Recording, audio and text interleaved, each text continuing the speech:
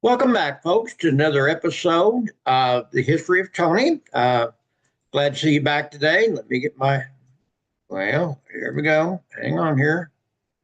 I thought I had my screen share up. Hmm. It's working, Tony. Okay, all I can see is me. It's working So, on ours. let me go back out and do it again, okay? Because for some reason,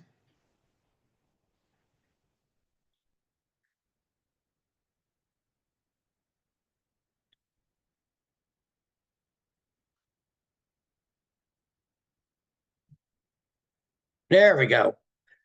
Okay, now we're okay. Okay, welcome back to another episode of History of Tony. We're discussing the American Civil War, and we have started talking about the year of 1961. And we've talked about firing on Fort Sumter. We've talked about some of the decisions that had to be made. So let's kind of review what we talked about last week. We looked at some of the early decisions that had to be made by both individuals and states at the outbreak of the Civil War.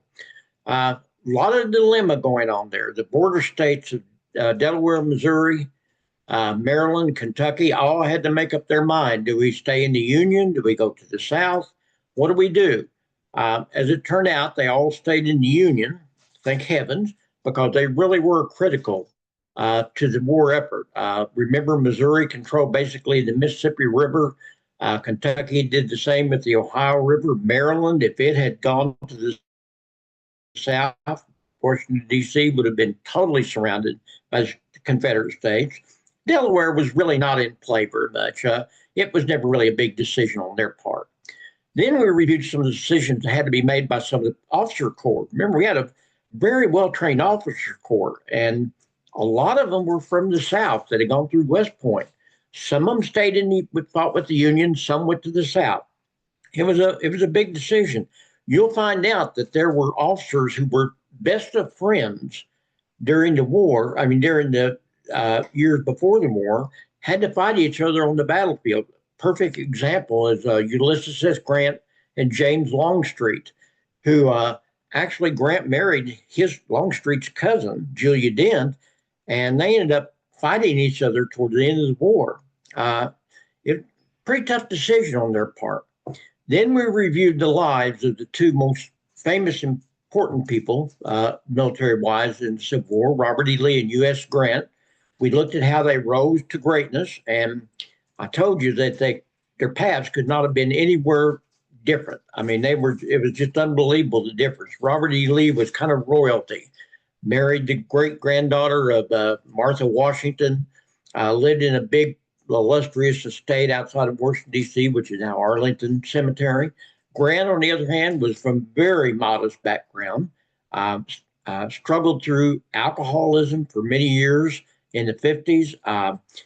At one point in time, around 1956, 57, he was so hard up for money that he was cutting wood and taking it to downtown St. Louis and selling it on the street for firewood. It was a considerable difference the way they rose to greatness. Let's put it that way. Then we reviewed some of the rest of the notable military commanders, looked to see which ones went to the South, which ones went to the North. And finally, we looked at the strengths and the weaknesses of both the Union and the Confederacy. They both had ample strengths, they both had ample weaknesses. So let's get going with today's lesson. One of the things you have to know about the Civil War was that it is the first major war that was fought during the Industrial Revolution of the mid 19th century. Remember, the 19th century saw just absolute outburst of new technology, which seemed rather primitive to us today, but at that time it was just unbelievable. You had things like photography, the telegraph, on and on and on that had amazing impacts upon the Civil War. So let's look at some of the innovations that took place in the Civil War. And we're going to look, first of all, at some of the innovations in communications and transportation. The first one was telegraph. Telegraph had only been around for a couple of decades, and it was just having an unbelievable impact upon the Civil War.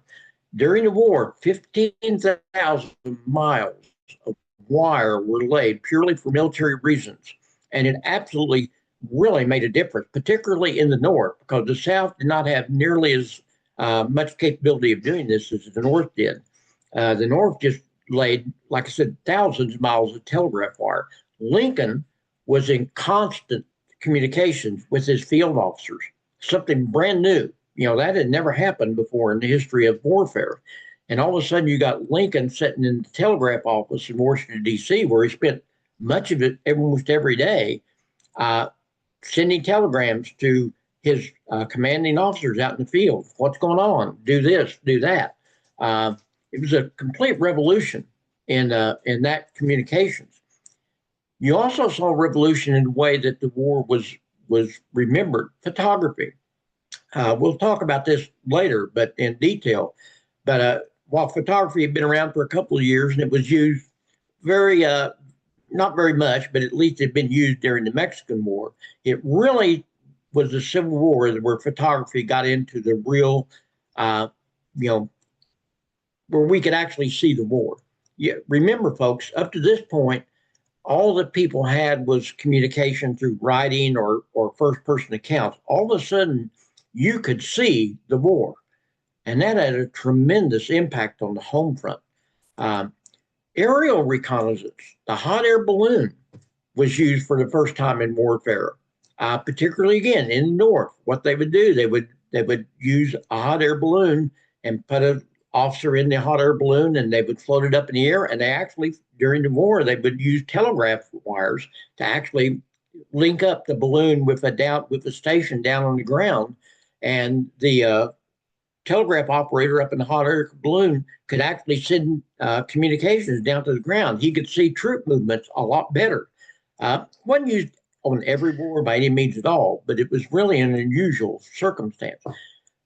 I don't know that there was any bigger impact on the Civil War technology wise than the use of the railroad.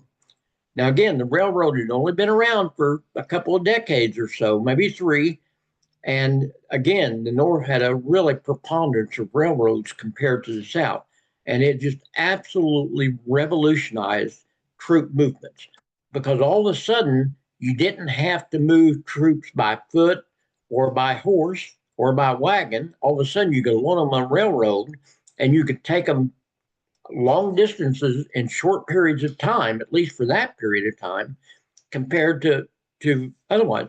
We'll see that there was a couple of instances. One of them was when Longstreet was sent to Atlanta, or pardon me, Chattanooga in 1864, when Sherman was trying to break the wall down around Atlanta, and Longstreet was put in Washington D.C. or the area around Richmond, was put on a troop train with like 11,000 troops and sent south, and it got there in a few days. That would have taken weeks in the past. All of a sudden, you were able to move troops around very rapidly, which was a huge technological advantage. And then you had the Signal Corps. Uh, this was something that was developed right at the beginning of the war. A young West Point graduate um, came up with an idea of having what they call wigwag flagmen. And they would use flags of different colors and styles and sizes and shapes in order to send signals. So a general watching the overall battle could use a flagman to signal one of his generals or his colonels or his majors out on the field to do this, to go left, go right, whatever. Completely different revolution in war. And finally, there were a lot of you know innovations in fortifications, building of forts. Um, Up to this point, forts had been built traditionally out of stone, or wood, but mostly stone, big forts. Well, they found out real fast that these forts made out of stone were very vulnerable to artillery, which was, developing itself. And so what they did, they started using earthen, uh, uh, kind of building berms around the fort, so the earth would absorb the energy of the artillery shells that was sent to them. A lot of unique innovations going on in communications and transportation. So here's an example. Here's a railroad car loaded with a cannon, a mortar, actually, I believe that is. And then you got a telegraph wagon here, and you got a hot air balloon. These are all scenes from the Civil War that shows you some of the innovations and how they were used.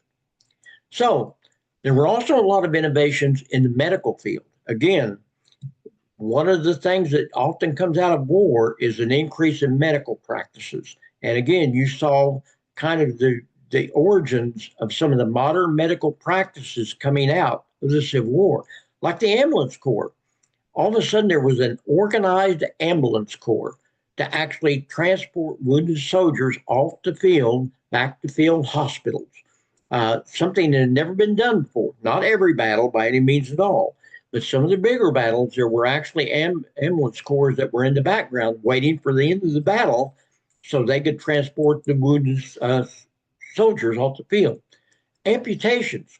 Uh, Again, I know this is kind of gruesome, but they found out that the best way to stave off infections was to amputate the wounded limbs. Now, that wouldn't happen today, but back in those days, infection probably killed more soldiers than did wounds of by weapons.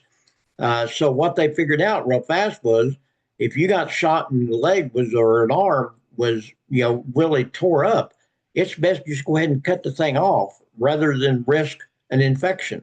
Sometimes that didn't work either. Sometimes you got an infection anyway. That was the case with Stonewall Jackson in 1863. He got shot up in his arm really bad. They had to amputate his arm, and he actually recovered from the amputation, but he got an infection anyway and died within 7 days. Huge loss to the Confederacy. Another innovation was the anesthesia inhaler, which was kind of like a primitive inhaler where they would usually only use an eighth of an ounce of chloroform instead of the 2 ounces previously required to kind of put a soldier under. I know we've all seen these movies where they get ready to do surgery on a soldier in the Civil War, and they put a stick in their mouth and feed them a gallon of whiskey, and tell them to bear with it. And, they start screaming and hollering. Folks, I've actually done a little bit of research on that. That was not really that common.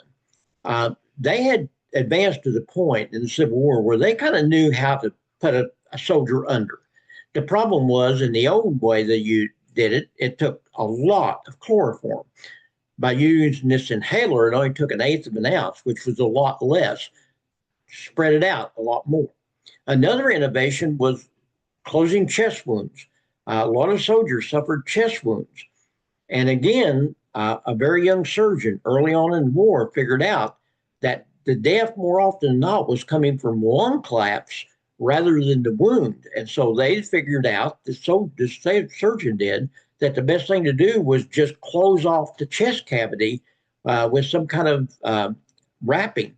And that would kind of create a situation where the lung would not collapse and allow, the wound to heal without the soldier dying. And you also had a really creation of a lot more effective and life-changing prosthetics. Before the prosthetics were pretty primitive, to say the least. All of a sudden, you're going to see during and particularly after the Civil War, a much more of an advancement of prosthetics for lost limbs. There was also a change in the way that hospitals were built. Up to this time, the hospitals were just basically, if you were sick, you went to the hospital and no telling where you would end up. They kind of figured out the best way to do was separate the patients of different diseases and make sure they had a lot of proper ventilation, which it was an achievement. And finally, you see the development of the modern nursing corps. Up to this point, nurses had primarily been men. And all of a sudden, you saw a lot of women volunteering to go and work with the wounded soldiers and the sick in the hospitals. And particularly Clara Barton, one of the leaders in the formation of the modern nursing corps during the Civil War. She, of course, would later on form the American Red Cross. What's amazing to me is, even though we look at all these medical practices, all these innovations, they never figured out maybe the one thing that would have helped more than anything. They never figured out the germ culture. They never figured out that if you would wash your hands and clean the wound, that you would have a better chance of surviving. That would come later. That's amazing to me that they had not thought about that.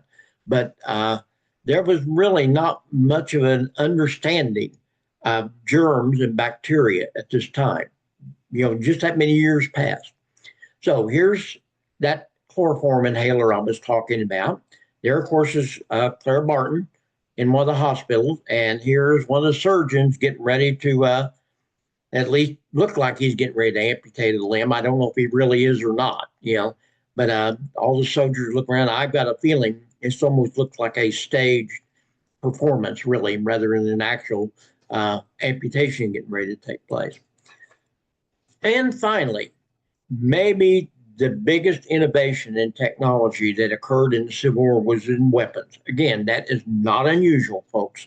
You're going to see usually a great surge innovation in technology of weapons during wartime, because we're always interested in how we can kill each other better and more. I know it sounds horrible, but that's exactly the way it is. One of the biggest innovations was small arms. Now, prior to the Civil War, the usual musket was a smoothbore musket. All you did was have a round lead ball and you stick it down in and you would shoot it. It was accurate to about 80 yards at best. Well, somewhere along the line, someone created the rifled musket. They would put grooves in the barrel, which would spin the bullet, and it was also expand as it went out. And that revolutionized the distance. All of a sudden, you were pretty accurate up to about 300 yards. And even better than that, by the mid part of the Civil War, by 1864, the North had begun equipping some of their soldiers with lever action revolving weapons, carbines that would hold like 7 shots. There was a saying in the South, the Spencer carbine was a weapon that you could load on Sunday and shoot all week with. That was an exaggeration, obviously. But think about it, folks. At best, you could load a musket about 4 times a minute. All of a sudden, you've got a rifled carbine out there, the Spencer carbine or the Henry carbine, which was its rival at this time, could shoot off 7 rounds in about 30 seconds. And then you put a new tube of bullets in, 7, and start all over again. It was a complete revolution in weaponry. There was also a revolution in the bullet. Again, before the Civil War, most bullets were just round, leaden, balls, like a ball bearing. Well, a French inventor by the name of Minié created a bullet that had rifles in it, grooves in it, and it would spin faster, travel further, and was 5 times more accurate than a musket ball. And again, that was the typical bullet that you would see being used in the Civil War. Was a mini, they called it a mini bullet. It's actually named Minié. By the way, I didn't know this until I started doing this. You can actually, those things were found by the thousands on battlefields. And there's a way to tell the difference between the Confederate and the Union mini bullet.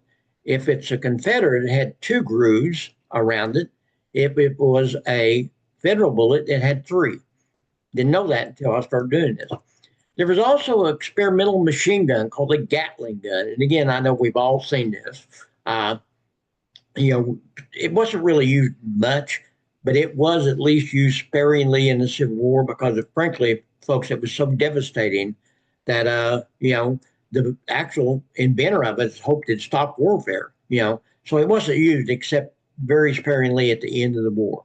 There was also an ironcladding of warships. Up to this point, ships had always been wood, and they still were some. But all of a sudden, you see both sides experimenting with ironclad ships, particularly the Union.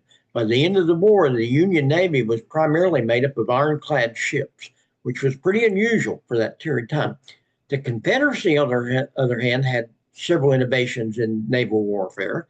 They developed naval mines and what they called torpedoes, which was actually mines, where they would have mines in the harbors. because, again, it was very important to them to keep their harbors open of the southern ports because they needed to be able to get their ships out to go to Europe to get supplies and weapons and things like this. They were supplying the South, and it was also important for them to bring them back. So they wanted to keep their ports mined so Union ships could not come in and seize their ports. As it turned out, they did a pretty good job of that. And I'm sure you're all aware that during the Civil War, the first combat submarine was developed, the CSA Hundley. Old story, some of you've probably seen a movie about it. We'll talk about this more, but the first combat submarine was actually developed during the Civil War. There had been experimental submarines earlier, actually in the Revolutionary War, believe it or not. Again, I didn't know that until I was doing this, but it wasn't really practical. This one actually worked to a degree. It actually sunk a ship. Unfortunately, it was damaged and sunk itself, killing all 21 Union crewmen with it. And finally, there was the development of trench warfare, which again was kind of an innovation, particularly as the South began to entrench around their cities to keep the Union from trying to seize them. And this trench warfare kind of became the concept of warfare clear up into the First World War. And of course, I think we're all aware that trench warfare was used to a great degree in World War One. So here's just a kind of a panorama of so many different weapons. We'll talk a little bit more about weaponry as we get into this, but this gives you kind of an idea. I'm going to show you a short film. The American Battlefield Trust has a series called The Civil War in 4 Minutes, and there's about 80 4-minute films. You can look at them on the internet, and they are just really good because they show something really fast and give you just kind of like a 4-minute segment. If you're like me, your attention span's about 4 minutes. And I guess they figured that out because this is what they do. This one is on weapons of the Civil War, small arms. So let's look at it.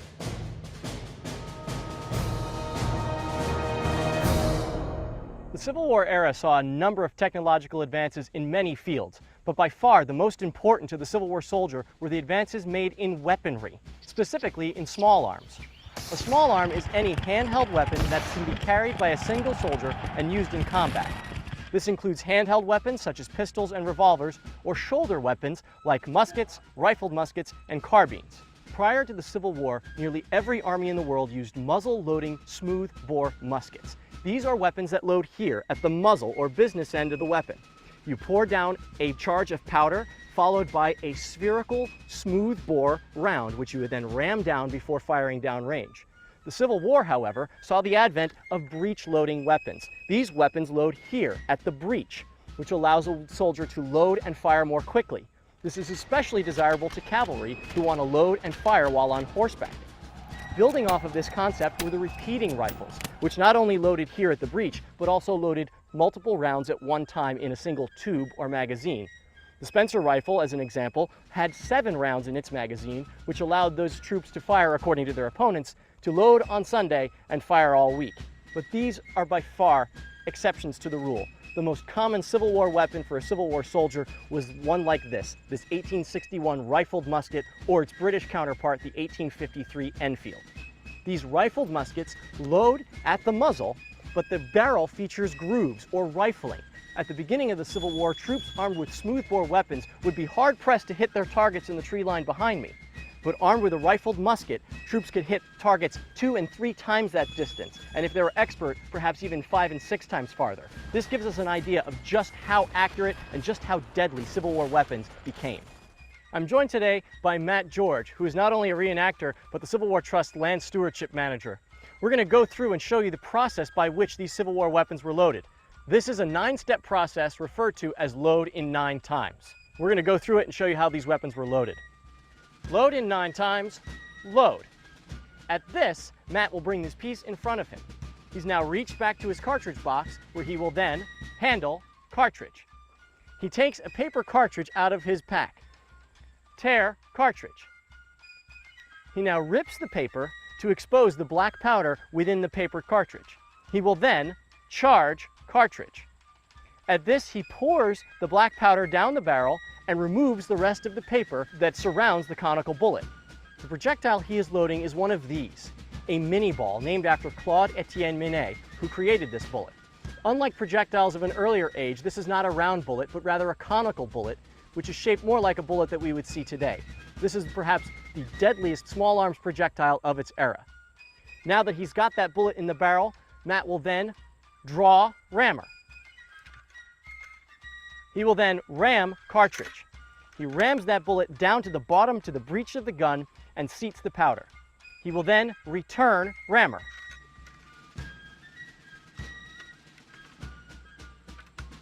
The next step is probably one of the most important, prime.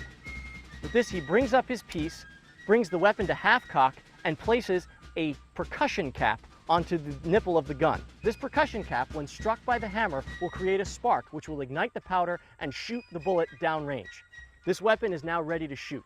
Shoulder, arms. Once every man in his company and every man in his battalion is come to this position, the commanding officer knows that his troops are loaded and ready to shoot. And so is Matt. So he's going to take a turn and take a shot at this target. Ready. He now brings the weapon to full cock. Aim. Fire.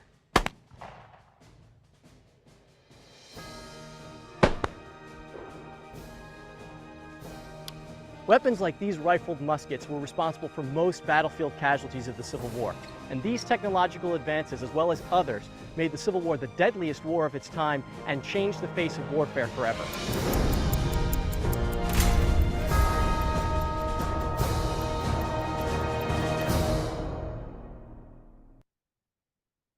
So, I encourage you, if you're really interested in this, to get on the internet and look under the, American Civil War in 4 minutes. It's just a great series of little films, and it covers so many different areas, not just warfare, but it covers like rations, things like this. It's really an interesting thing to look at. Well, both sides now are ready to go to war, but they have to mobilize. What that means is they have to all of a sudden get troops in, they have to arm them, they have to train them, they have to get ready. The United States is kind of they approach war really reluctantly. And as a result, a lot of times they're not ready to go to war when the war starts. Historically, that's the way it's been. And they most assuredly were not ready for the Civil War. They thought they were, but they weren't.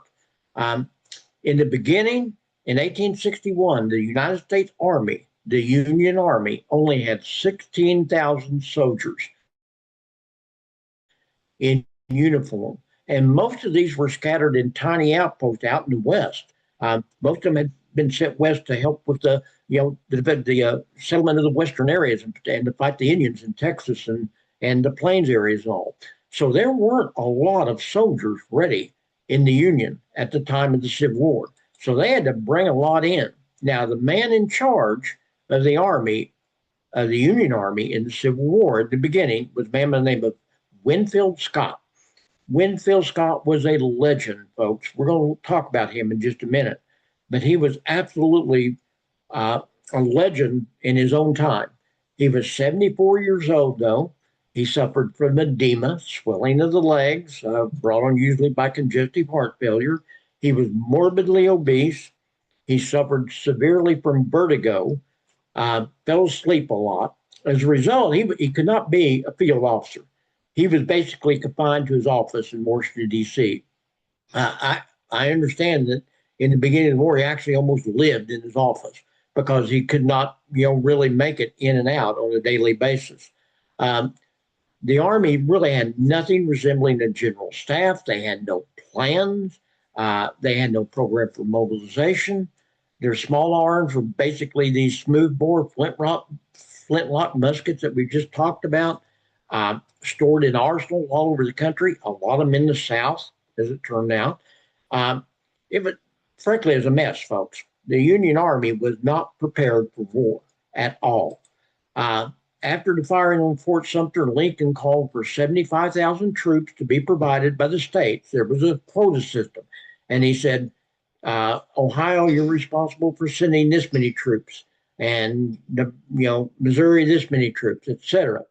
Most of them signed up for 90 days. That was it. That was not untypical, folks. 90-day enlistments were very common at this period of time in the world. And on top of that, they didn't expect the war to go on. They thought it was going to be just really, really quick and easily won in the North. You know, wishful thinking on their part, to say the least. Okay, well, let's look at Winfield Scott. Winfield Scott is we don't hear about him today, but folks, he was a legend in the Army. He is still a legend. His nickname was Old Fuss and Feathers, considered one of the most accomplished military commanders in U.S. history. He saw service in every war between the War of 1812 and the Civil War.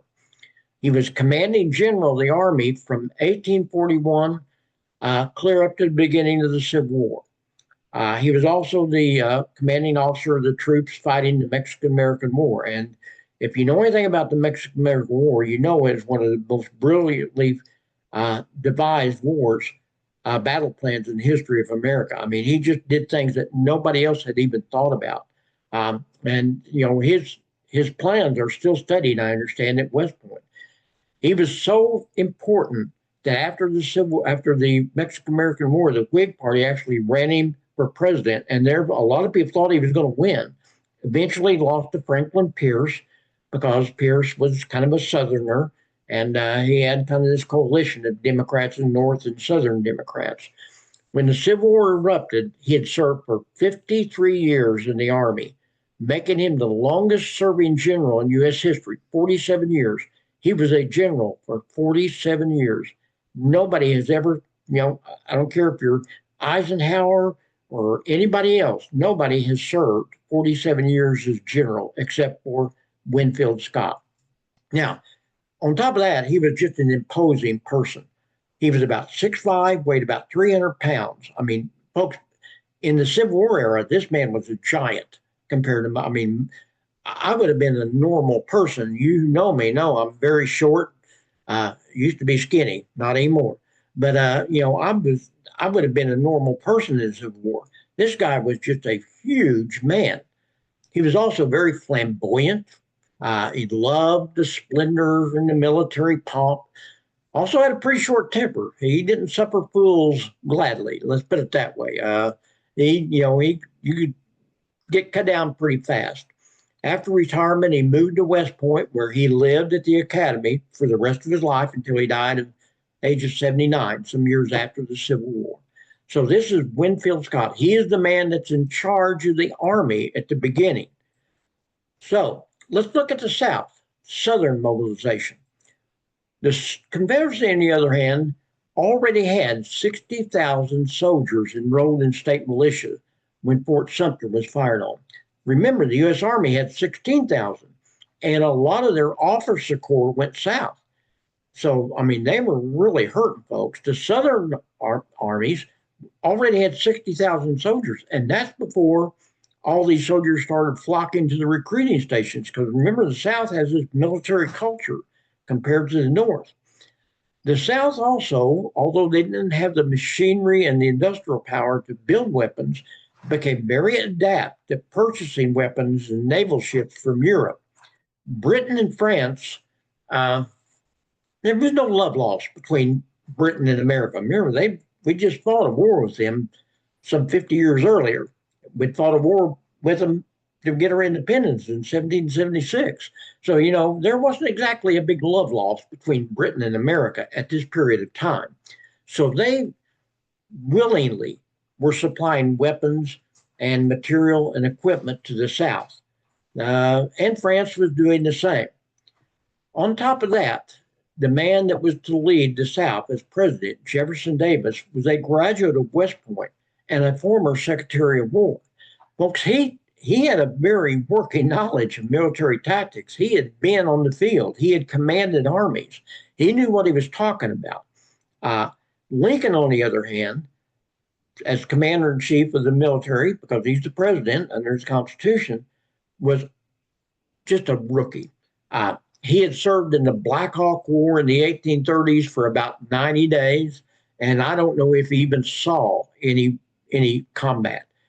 Lincoln just was, he'd be like me trying to run an army. he had absolutely zero experience, you know. So Jefferson Davis, on one hand, a very well-trained graduate of West Point who had served as Secretary of War, had been a field commander. Lincoln, who was a great politician, but he sure wasn't an army man. He had to learn on the job. He got better at it, and he eventually became very good at it. But it was on the job training for him. The South is where the Union suffered from lack of uniformity. This was a huge problem in the beginning of the war. Today, we associate the South wearing gray, the North wearing blue. That was not necessarily true in the beginning. In fact, the case, it was often not true. Because remember, a lot of the volunteers on both sides, for instance, the Union would come from Iowa. The Iowa soldiers that made up would come in uniforms that were made in Iowa, and they were gray. On the other hand, you go down to Louisiana, and they dressed in blue. It was a hodgepodge of uniforms. Now, eventually, they become fairly standardized, with blue in the North, gray in the South. But that was not true in the beginning. And on top of that, a lot of Southern soldiers didn't even wear a uniform. They just wore homespun clothing. And on top of that, the gray uniforms of the South were made out of cotton, because that was the big thing, and they faded very, very rapidly in the sunlight. And they took on a kind of a brownish cast. That's where you get the term butternut. They begin, a lot of troops were dressed in butternut, they said. They were actually supposed to be gray, but they faded into kind of a brownish tint. Now, I'm not a real big fan of colorized photos in history, because I don't know how accurate they are. But for the purposes of this, I thought it would be interesting for us to see colorized photos. We have the technology now that take a black and white photo and enhance it in color. So we're going to look at a few Civil War uniforms in color. These are actual photographs that have been colorized. So again, at the beginning, a lot of volunteer units had their own homegrown outfits. For instance, the Zouaves, that's this person. This was they dressed in kind of like North African attire, French attire down in North Africa. And that's what a Zouave would look like. And both the Union and the Confederacy had Zouave units in it. For the most part, the regular U.S. Army wore dark blue trousers, jackets, and what was called kepi hats. That's a kepi hat up there. The volunteers, not the regular troops, the volunteers from the states would wear dark blue jackets and hats, but they usually wore light blue trousers. That's one way you can tell the difference between a volunteer and a regular Army soldier, is what color their trousers are. On the other hand, Confederate uniforms were almost always gray, trousers, jackets, kepis. And again, they faded and took on this butternut color. There were some distinctions. For instance, artillerymen were usually distinguished by wearing red cappies and red trim on their jackets and pants. Obviously, this is an artilleryman. This is a Confederate, I believe, artilleryman. Cavalry officers and cavalry troops wore yellow trim on their jackets and pants. So if you see a Union soldier with yellow trim and yellow stripes down his pants, you're probably looking at a cavalry officer. There were some really specialized uniforms. The most famous is probably the sharpshooters in the North, which wore dark green.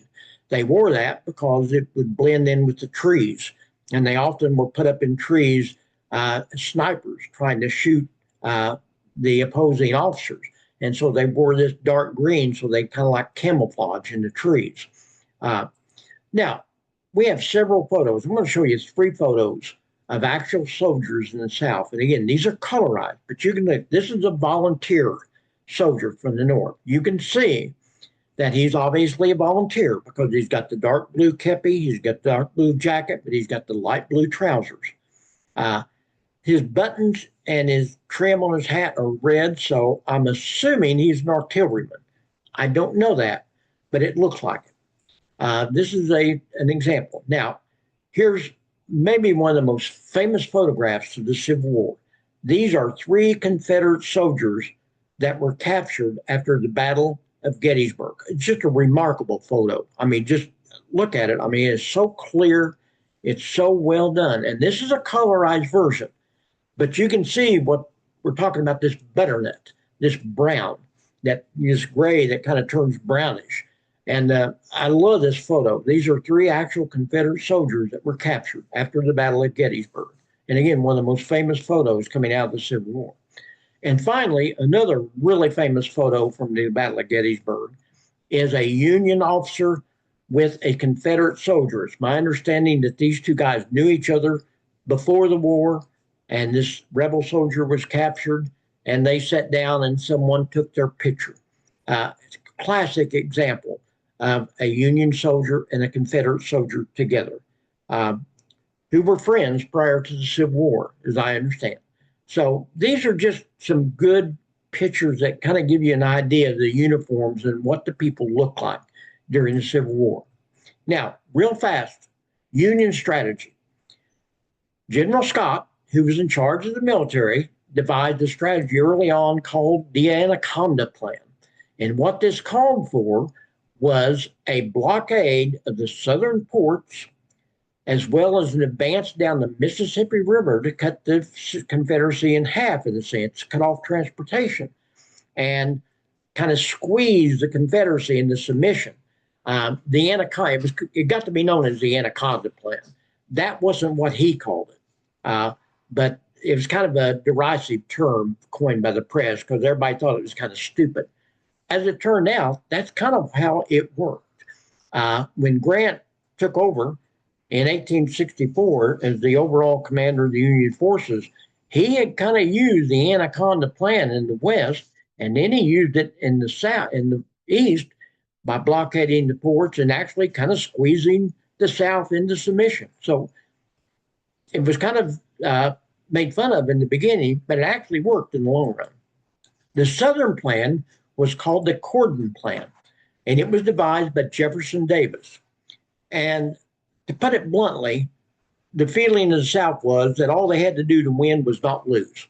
So they decided what we'll do is we will take up defensive positions around our main cities and around, kind of, set up embankments and set encampments all over the Confederacy to keep the North from invading us. And once we wear them down, then we will shift to the offense and go north.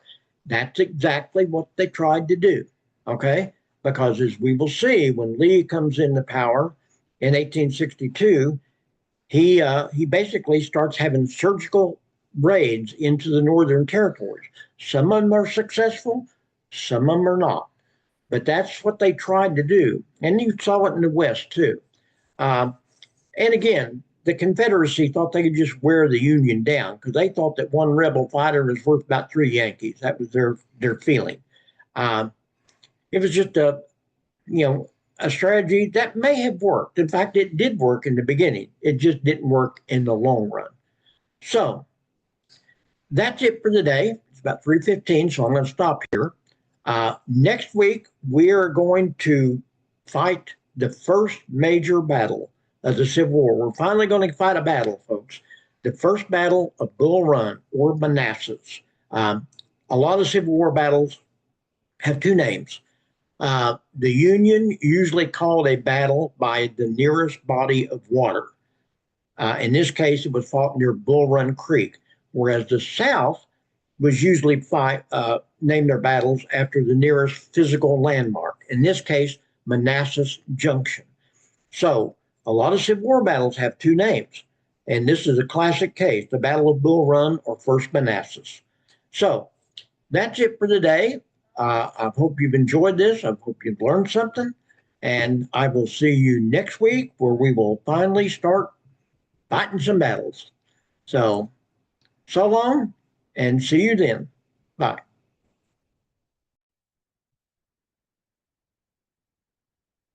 That's what we want. We want to get with it. I was able to unmute it, so I couldn't take the picture, No. make the picture come on. Okay.